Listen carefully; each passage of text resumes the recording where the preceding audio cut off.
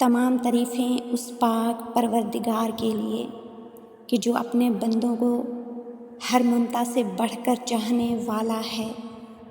جب بھی بندہ اس کی طرف بڑھتا ہے تو وہ اپنے پاک پروردگار کو اپنا منتظر پاتا ہے۔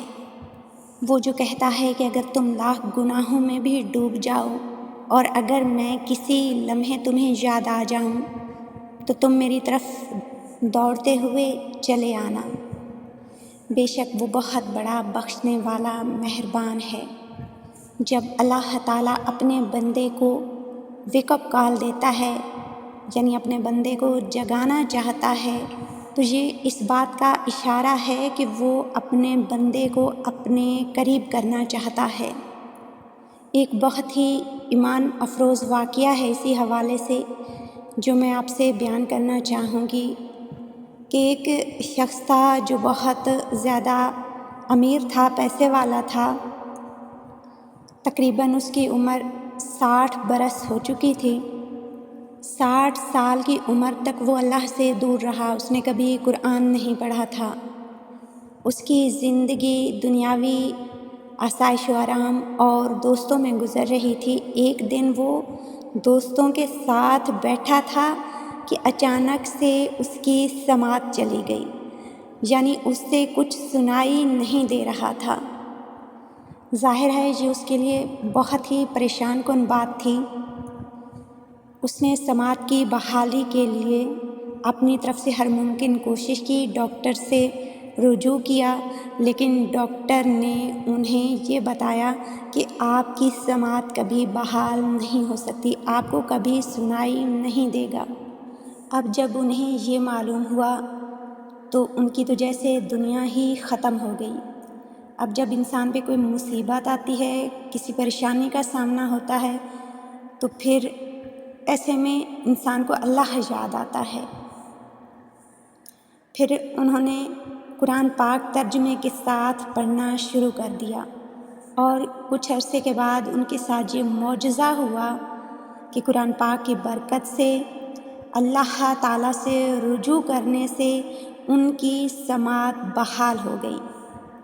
یہ ہوتی ہے اللہ تعالیٰ کی طرف سے ویک اپ کال کہ اللہ تعالیٰ کہتا ہے اے میرے بندے جاگ، تو کس دنیا میں رہ رہا ہے، کن محفلوں میں اپنا وقت ضائع کر رہا ہے۔ تمام تر کنٹرول اللہ تعالیٰ کے ہاتھ میں ہے۔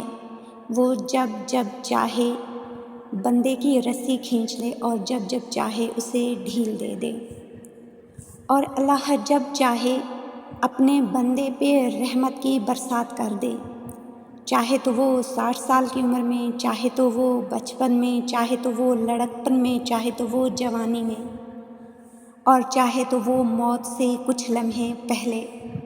اور اللہ ہر کسی کو غفلت کی نیند سے نہیں جگاتا، بلکہ وہ اپنے خاص بندوں کو جگاتا ہے جن پہ وہ اپنا خاص کرم کرنا چاہتا ہے۔ میں کہتی ہوں بڑے ہی خوش نصیب ہیں وہ لوگ جنہیں اللہ توڑ کر خود سے جوڑتا ہے۔ اللہ جن کی من پسند چیز کسی مصلحت کی وجہ سے لے لیتا ہے اور جن لوگوں کو قربانی کے لیے چن لیتا ہے، وہ قربانی رشتوں کی ہو سکتی ہے، جذبوں کی ہو سکتی ہے، مال و دولت کی ہو سکتی ہے۔ جب اللہ اپنے کسی بندے کو توڑ کر خود سے جوڑتا ہے نا، تو اس کے دل سے دنیا کی محبت نکال دیتا ہے، اور پھر اس دل میں فقط اللہ کی محبت رہ جاتی ہے۔ اگر آپ آج کسی وجہ سے پریشان ہیں، کسی آزمائش میں مبتلا ہیں، کوئی دکھ درد آپ کو ستا رہا ہے، کسی چیز کی کمی ہے، کچھ بھی ایسا ہے جو آپ کو رات بھر سونے نہیں دیتا، آپ بے سکون ہیں، تو یقین جانیں اللہ تعالیٰ آپ کو اپنی طرف بلا رہا ہے، اللہ تعالیٰ آپ کو جگا رہا ہے۔ وہ بتا رہا ہے کہ دلوں کا سکون تو میرے پاس ہے، میرا بندہ تو کہاں بھٹک رہا ہے۔ جب آپ اللہ سے جڑ جائیں گے نا، تو یقین جانیں آپ کا ٹوٹا وجود سمٹ جائے گا۔ کچھ لوگ ایسے بھی ہوتے ہیں جن پر اللہ کی طرف سے کوئی آزمائش آتی ہے، کوئی تکلیف آتی ہے تو وہ اللہ سے دور ہو جاتے ہیں۔ وہ یہ سوال کرتے ہیں کہ باقی لوگ اتنے خوش کیوں ہیں، باقی لوگوں کی دعائیں کیوں سنی جا رہی ہیں، باقی لوگ اتنی عیش و آرام کی زندگی بسر کر رہے ہیں اور اللہ تعالیٰ مجھے ہی کیوں آزمائش میں مبتلا کر رہا ہے۔ وہ مایوس ہو جاتے ہیں، پریشان ہو جاتے ہیں، اور پھر یہ مایوسی انہیں اللہ سے دور کر دیتی ہے۔ اور کچھ لوگ ایسے ہوتے ہیں جو آزمائش میں خود کو اللہ کے قریب کر لیتے ہیں، اللہ سے دعائیں مانگتے ہیں، اللہ سے اپنا تعلق مضبوط کر لیتے ہیں۔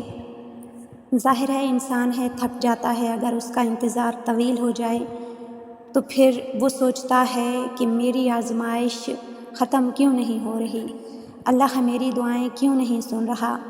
یہ شیطان کے وسوسے ہوتے ہیں جو انسان کو اللہ کے قریب دیکھ کر اچھا محسوس نہیں کرتا۔ وہ بندے کے دل میں وسوسے ڈال کر اللہ سے اسے دور کرنے کی کوشش کرتا ہے، لیکن اللہ پاک نے قرآن پاک میں جگہ جگہ اپنے بندے کو تسلی دی ہے کہ کبھی بھی مجھ سے نا امید مت ہونا۔ قابل رشک ہیں وہ لوگ جن کے دل میں اللہ ہے اور اللہ سے امید باندھے ہوئے ہیں، اور جان لو اللہ تعالیٰ کے راستے پر وہ کبھی بھی نہیں چل سکتا جس سے اللہ راضی نہ ہو۔ اللہ تعالیٰ راضی پہلے ہوتا ہے اور سفر بعد میں ملتا ہے۔ جن لوگوں کو یہ سفر ملا وہ اللہ کے راضی ہونے کا یوں یقین کر لیں کہ اللہ راضی پہلے ہوتا ہے، سفر کا شوق بعد میں ملتا ہے۔ بس اس سفر کا شوق اللہ کی رضا کے بغیر نہیں ملتا۔ آج آپ جس بھی آزمائش میں مبتلا ہیں، آج آپ جس بھی غم میں مبتلا ہیں، تو یقین جانیں یہ اللہ تعالیٰ کی طرف سے بلاوا ہے کہ میری طرف پلٹ آؤ، میرے قریب ہو جاؤ، میں تمہاری دنیا بھی سنوار دوں گا اور آخرت بھی سنوار دوں گا۔ جب اللہ کا کوئی بندہ اللہ کے قریب ہو جاتا ہے، اللہ کی دی ہوئی آزمائش پر صبر کرتا ہے، اللہ سے راضی ہو جاتا ہے، تو اللہ پوری کائنات کو اس کو راضی کرنے میں لگا دیتا ہے۔ جو معاملات آج آپ کی دسترس سے باہر ہیں، یقین جانیں وہ اللہ کے لیے ناممکن نہیں ہیں، بس اس کے کن کی دوری پہ ہیں۔ وہ کن کہے گا اور آپ کی آنکھیں فاجا کن کے جلوے دیکھیں گی۔ جب انسان ٹوٹ کر اللہ سے جڑتا ہے نا، تو کچھ عرصے کے بعد اسے معلوم ہو جاتا ہے کہ اللہ اسے اس کے انتخاب پہ چھوڑ دیتا تو وہ ڈوب جاتا۔ جب آزمائش طویل ہو جاتی ہے، بڑھ جاتی ہے، اتنی بڑھ جاتی ہے کہ انسان کا صبر ختم ہونے لگتا ہے، لیکن وہ اللہ سے جڑا رہتا ہے، تو یہ اللہ تعالیٰ کی طرف سے ایک خاص نشانی ہے، ایک خاص اشارہ ہے۔ اسی حوالے سے حضرت علی علیہ السلام کا ایک قول ہے کہ جب رسی سخت ہو جائے تو سمجھ لیجئے کہ ٹوٹنے والی ہے، اسی طرح جب حالات سخت ہو جائیں تو جان لیجئے کہ آسانی آنے والی ہے، کیونکہ ہر مشکل کے بعد آسانی ہے۔ اللہ تعالیٰ بندے کے دل میں کچھ ایسی چیزیں، کچھ ایسی خواہشیں ڈال دیتا ہے جن کا ملنا نصیب میں نہیں ہوتا، اور پھر ان من پسند چیزوں کو کچھ فاصلے پہ رکھ دیتا ہے۔ پھر انسان جوں جوں وہ فاصلہ طے کرتا ہے وہ چیزیں مزید دور ہوتی چلی جاتی ہیں۔ بندہ سوچتا ہے کہ جب اللہ تعالیٰ نے میری من پسند چیز میرے نصیب میں نہیں لکھی تو میرے دل میں اس کی خواہش کیوں پیدا کی، اس کی خواہش کیوں ڈالی۔ بندہ جتنی ان کو پانے کی دعائیں کرتا ہے وہ اتنی ہی دور ہوتی ہوئی محسوس ہوتی ہیں۔ بس یہ اشارہ ہوتا ہے اللہ تعالیٰ کا اپنے بندے کے لیے کہ میں تمہیں اس مقام تک لانا چاہتا ہوں جہاں میرے خاص بندے ہیں، وہ مقام جہاں تک ہر کسی کی رسائی نہیں ہے، وہ مقام جہاں اس کے بندے کی آہیں، آنسو، سسکیاں، دعائیں، عبادتیں، صبر، توکل اسے اللہ کا پیارا بناتی ہیں۔ اور ہر کوئی تو خاص نہیں ہوتا نا، اور ہر کوئی تو اللہ کا پیارا نہیں ہوتا نا، اور تب بندہ مانگتے مانگتے اس راستے پہ چل پڑتا ہے جس کے آخر پہ اللہ تعالیٰ اس کا منتظر ہوتا ہے۔ میں نے شروع میں بات کی تھی ویک اپ کال کی۔ اللہ تعالیٰ خوش نصیبوں کو یہ کال دیتا ہے۔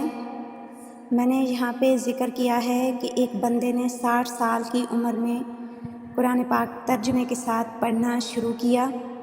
بے شک قرآن پاک کی تلاوت کرنا، پڑھنا، سمجھنا بہت بڑا اجر رکھتا ہے، بہت بڑا ثواب ہے اس کا۔ جب اللہ تعالیٰ آپ کو جگائے تو آپ نے یہ 7 کام لازمی کرنے ہیں جن سے آپ کی زندگی میں خوشحالی آئے گی، سکون آئے گا۔ قرآن پاک کی تلاوت، 5 وقت کی نماز، اللہ تعالیٰ کا شکر، غریبوں کی مدد، اللہ تعالیٰ سے اپنے گناہوں کی معافی، والدین اور رشتہ داروں سے اچھا سلوک، صبح کی نماز کے بعد سورہ یاسین اور عشاء کی نماز کے بعد سورہ واقعہ۔ بس اس کے بعد آپ خود دیکھیں گے کہ آپ کی زندگی میں کیسے خوشحالی آتی ہے، کیسے آپ کی زندگی سکون سے بھر جاتی ہے، کیسے آزمائشیں ختم ہوتی ہیں۔ آخر میں ایک بہت ہی پیارا جملہ، بہت انمول ہوتی ہیں وہ چیزیں جن کے نہ ملنے سے اللہ مل جاتا ہے، بہت معتبر ہوتی ہیں وہ آزمائشیں، وہ غم جو بندے کو اللہ کے قریب کر دیتی ہیں۔ دعا ہے پاک پروردگار سے وہ ہمیں ویسا بنا دے جیسا وہ چاہتا ہے۔ آمین یا رب العالمین۔